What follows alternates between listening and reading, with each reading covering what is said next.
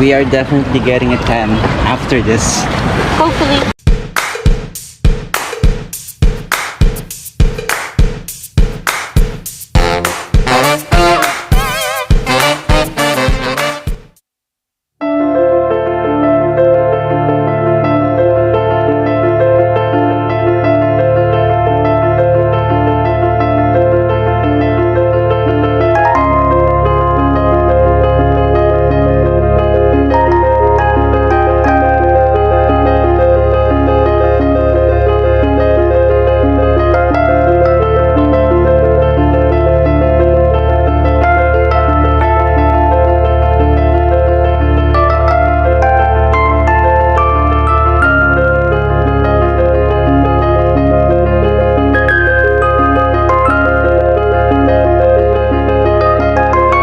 Your thoughts on the Boracay? Overall, very different from the old Boracay. So I like the fact that we are able to enjoy the scenery, not too crowded, but there's a lot of tourists, right? So it's sad that there's a lot of businesses that were not able to survive during the pandemic, and you could tell because some of them, like Shakey's, can you imagine a big pizza parlor would close like that? McDonald's, but there's a McDonald's in the mainland but yeah. not here on the beach front. And Jollibee, KFC, you know, it's just sad.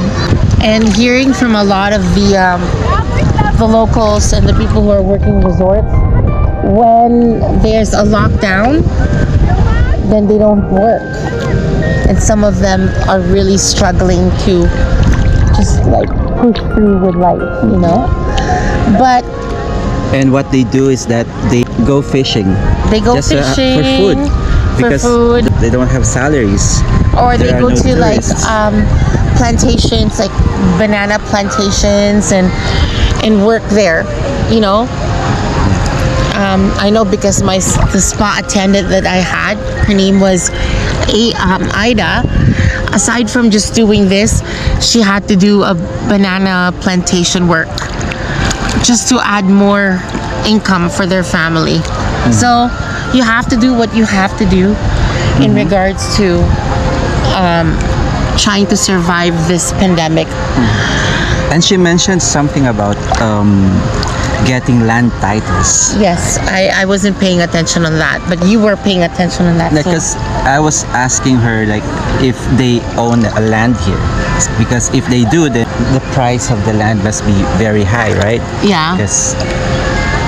So yeah, her husband actually owns a land, which the husband inherited, but they don't have the land title yet, because owning a land in the Philippines, especially if you're not in the upper class, is difficult, because you have to pay for different fees, pay taxes and all that.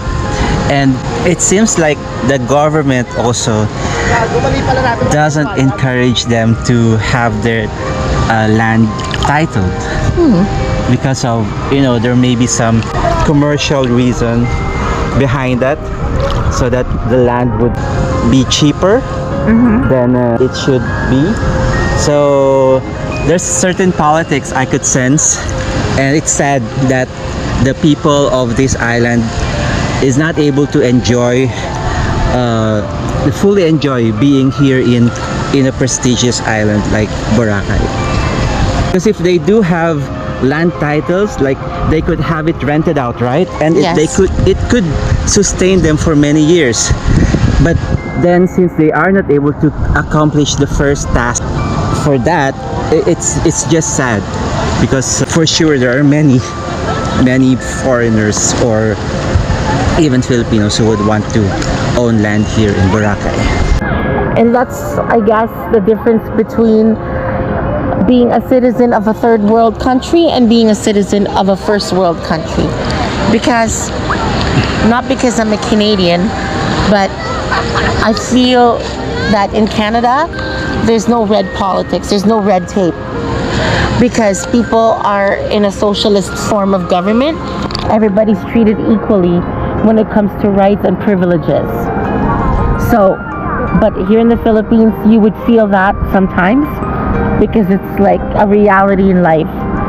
The poor gets even poorer, and unless you win a lotto or you hit a big time thing where you win a TV show or a reality game show, or you marry someone who's rich, and or unless you travel abroad and save up money so your family can in the Philippines can have a better life. So it's sad that it's like that, but knowing her and how determined she is and how she's really working so hard to provide for her family, God will never take her for granted. She will be rewarded because she's doing her job as a mom and as a child of God. So that's my firm belief.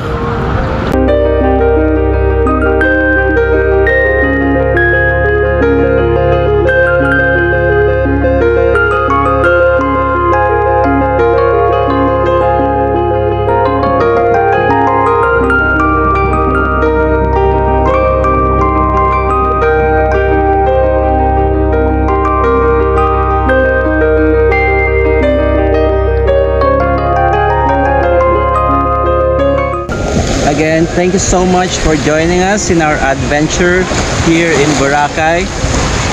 Stay tuned tonight because we're going to a restaurant called Crystal Waves for a nice buffet dinner. And we'll try to party as well. We'll go to Waves for a bit because we have an early flight and we have to be at the airport, especially with the new changement of the level and restrictions. Yeah. So this is again Mark, And this is Maya. and we are the Alcantaras. Alcantaras.